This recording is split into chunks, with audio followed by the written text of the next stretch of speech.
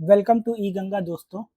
आज से हम लोग अपने इसी चैनल पे फिर से वीडियो डालना स्टार्ट कर रहे हैं और यहाँ पर हम लोग जो वीडियो देखेंगे सिर्फ मैथ्स की वीडियो हम लोग डिस्कस करेंगे। मैथ्स के क्लासेस देखेंगे, क्लास 9 से 12 तक की मैथ्स देखेंगे। इसके अलावा एसएससी, रेलवे और यूपी ट्रिपल एससी या जहाँ पर भी मैथ्स आती है, ठीक है, एप्टीट्यूड मैथ, उसको हम लोग डिस्कस करेंगे प्रीवियस ईयर पेपर्स के साथ, उसके क्वेश्चन डिस्कस करेंगे। और वीडियो को ज़्यादा से ज़्यादा शेयर करें, चैनल को सब्सक्राइब कर लें जिससे हमारा मोटिवेशन बढ़ता है।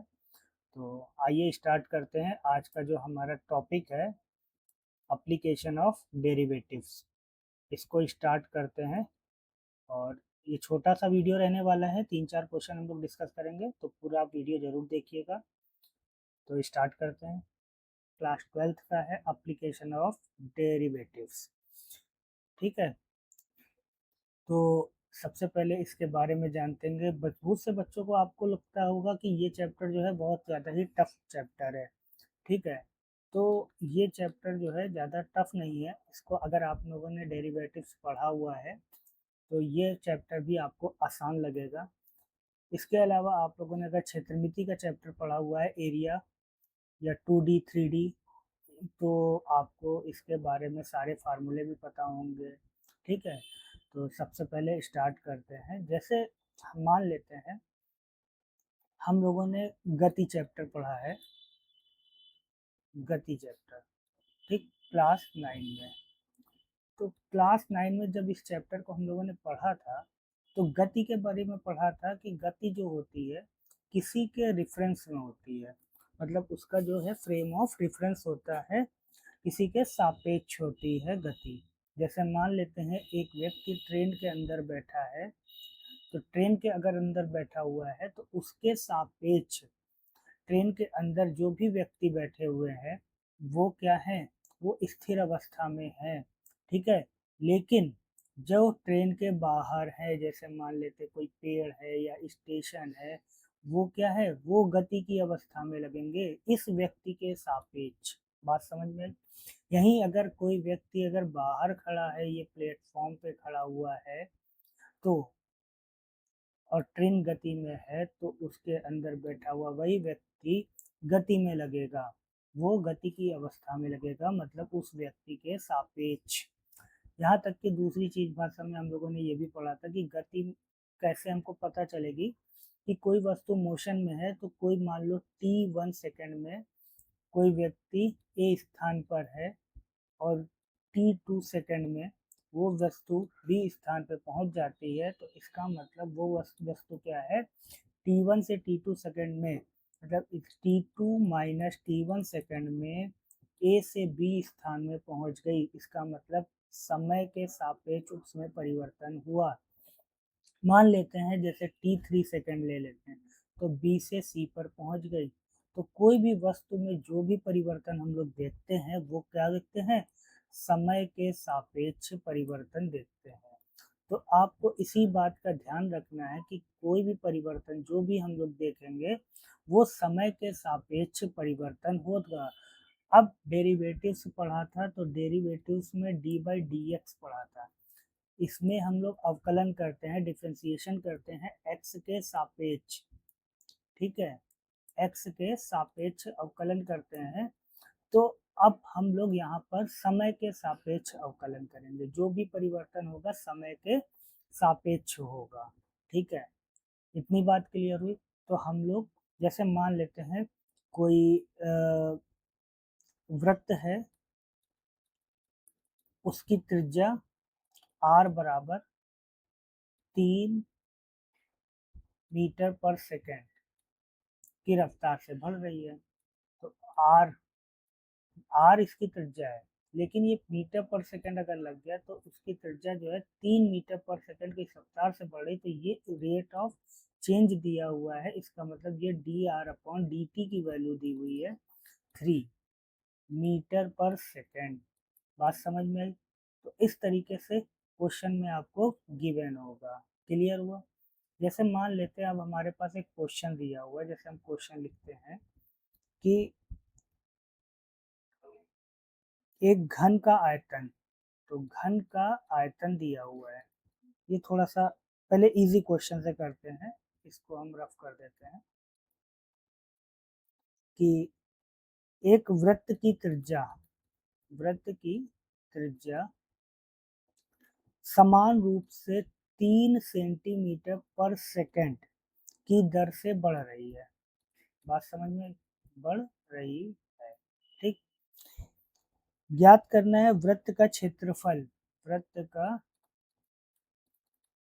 क्षेत्रफल किस दर से बढ़ रहा है, किस दर से बढ़ रहा है, किस दर से बढ़ रहा है जब त्रिज्या 10 सेंटीमीटर है, ठीक। ये क्वेश्चन दिया हुआ है। तो अब इसको किस तरीके से करेंगे, देखिए अभी हमने बताया वृत्त की त्रिज्या 3 सेंटीमीटर पर सेकंड की दर से बढ़ रही है, तो इसका मतलब क्या हुआ है कि त्रिज्या में परिवर्तन हो रहा है। तो परिवर्तन जो होता है, परिवर्तन की दर dr/dt की वैल्यू दी है 3 मीटर पर सेकंड। ये गिवन है हमारे पास, बात समझ में आई, गिवन, ठीक। और वृत्त का क्षेत्रफल निकालना है। जब त्रिज्या 10 सेंटीमीटर है तो हमें कब निकालना है, r बराबर 10 सेंटीमीटर पे निकालना है। तो वृत्त का क्षेत्रफल का फार्मूला क्या होता है, a बराबर पाई r स्क्वायर, ये वृत्त का क्षेत्रफल होता है।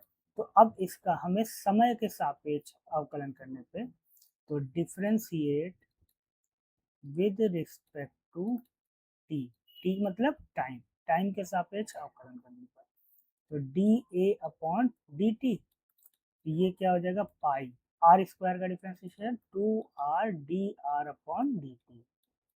बात समझ में आई।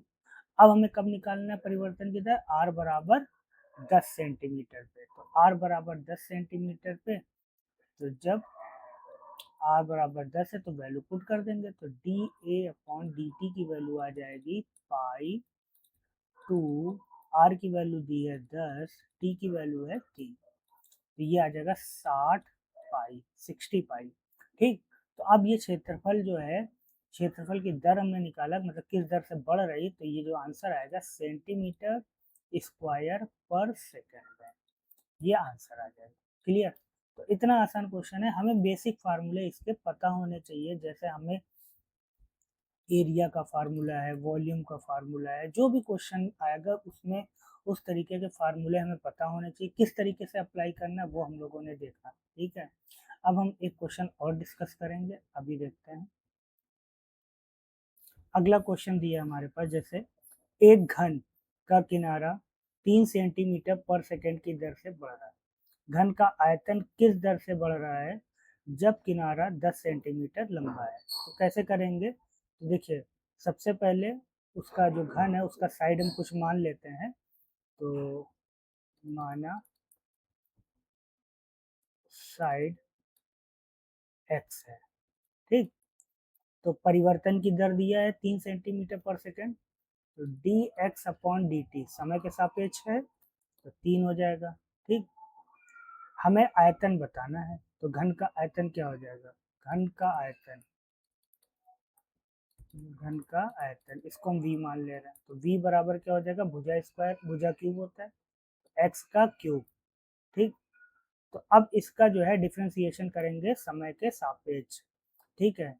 तो differentiate with respect to t, तो dv/dt बराबर क्या हो जाएगा, 3x स्क्वायर dx/dt, ठीक। अब हमें क्या निकालना, देखिए जब किनारा 10 सेंटीमीटर लंबा हो, तो x की वैल्यू क्या है, 10 सेंटीमीटर, तो जब x बराबर 10 सेंटीमीटर, तो dv/dt हमें परिवर्तन दिखाना है, तो 3 गुणे 10 का स्क्वायर, और dx/dt इसकी वैल्यू कितनी है, 3, तो ये वैल्यू रख देंगे, तो 3 तक का 9 गुणे 100, ये कितना जगह 900। अब आयतन है तो सेंटीमीटर क्यूब पर सेकंड, ये आ जाएगा परिवर्तन। तो इस तरीके से हम लोग को ये क्वेश्चन करना होता है। क्लियर?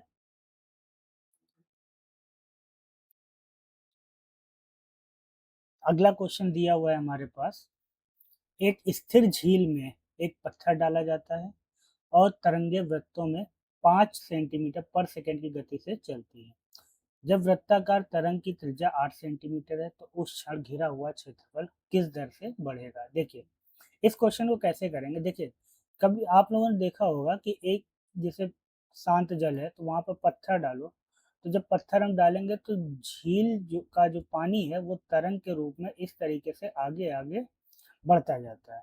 ठीक, तो एक वृत्त बना, तो पहला वृत्त जो हमारा दिया हुआ है वृत्तों में 5 सेंटीमीटर पर सेकंड की गति से चलता है, तो ये क्या है, वृत्त में क्या होता है, त्रिज्या होती है, तो त्रिज्या हम मान लेते हैं आर।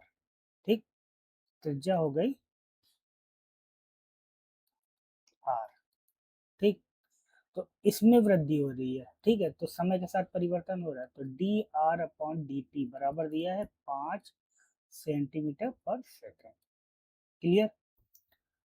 अब हमें वृत्ताकार तरंग की त्रिज्या 8 सेंटीमीटर जब है तब उसका क्षेत्रफल निकालना है। तो क्षेत्रफल का फार्मूला क्या होता था, तो ए बराबर एरिया बराबर पाई आर स्क्वायर। तो इसका डिफ्रेंसिएशन कर देंगे, differentiate with respect to t.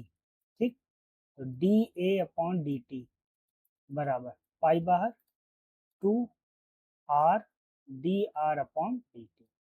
ठीक है, अब यहाँ पर देखो कब डी निकालना है हमें, त्रिज्या जब 8 सेंटीमीटर है, तो आर की वैल्यू 8 सेंटीमीटर, वैल्यू पुट कर देंगे, तो d a upon d t बराबर पाई 2 इंटू 8, और D r upon d T की वैल्यू कितनी है 5। ठीक, तो ये कितना आ जाएगा 80 पाई। अब क्षेत्रफल है तो d a upon d T की वैल्यू क्या हो जाएगी, क्षेत्रफल में परिवर्तन की दर हमें निकाल लिखनी है, तो सेंटीमीटर स्क्वायर पर सेकेंड, ये आंसर आ जाएगा। क्लियर? तो इस तरीके से क्वेश्चन को हम लोगों को करना है। ठीक है, तो वीडियो को यहीं समाप्त करते हैं, और ये वाला क्वेश्चन आप लोग घर पे ट्राई करिएगा और इसका आंसर जो है कमेंट बॉक्स पे ज़रूर दीजिएगा। और अगली वीडियो में हम लोग अगले टॉपिक के साथ इसी में आगे बढ़ेंगे या कुछ क्वेश्चन डिस्कस करेंगे। ठीक है, तो चैनल को ज़रूर सब्सक्राइब करें और वीडियो को ज़्यादा से ज़्यादा शेयर करें। मिलते हैं अगले वीडियो में, तब तक के लिए धन्यवाद।